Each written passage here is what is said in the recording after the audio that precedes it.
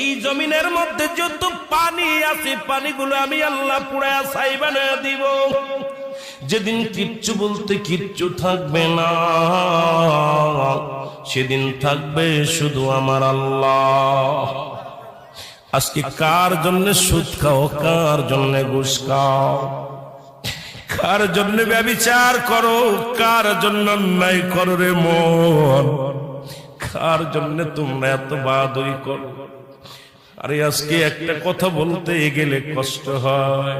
এই জমিনটা আল্লাহ পুড়ায়া তামা বানায়া দিবে। এই জমিনের মাটিগুলো পুড়ে হবে তামা। এই জমিনের যত পানি আছে পানিগুলো পুড়ে হবে ছাই।